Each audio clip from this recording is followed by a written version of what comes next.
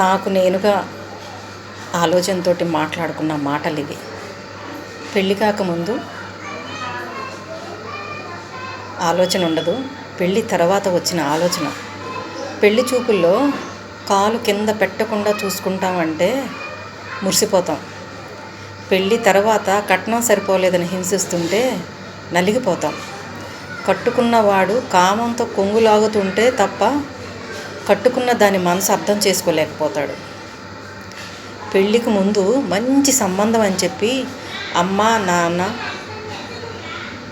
నాన్నకి ఇప్పుడు నా భర్త మంచోడు కాదని చెప్పిన వాళ్ళు నమ్మరు. మన ఇంటికి వచ్చిన ఆడపిల్లని తన పుట్టింటికి అతిథిగా రావాలి. మన ఇంటి నుంచి అత్తింటికి వెళ్ళిన ఆడపిల్ల పుట్టింటిని ఆక్రమించుకున్న నోరు మూసుకొని భరించాలి. ఎందుకోనండి నాకు ఇలా ఆలోచన వచ్చింది. నేను పడిన బాధలు బట్టి కానీ, నాకు వచ్చిన ఆలోచన బట్టి కానీ ప్రతి ఆడపిల్ల పడుతున్న సమస్య ఇది. అవునా కాదా? మీరు కామెంట్ చేయండి, లైక్ చేయండి, సబ్స్క్రైబ్ చేయండి. ప్రతి ఆడపిల్లకి ఈ ఆలోచన, ఇన్ని ఆలోచనలు ఇన్ని రకాలుగా పెళ్ళి కాకముందు రావు. ఎప్పుడైతే తల్లిదండ్రులు మంచి సంబంధం అమ్మా, మంచి వాడమ్మా అని పెళ్ళి చేసిన తర్వాత పడ్డ బాధలతోటి వచ్చిన నా ఆలోచన.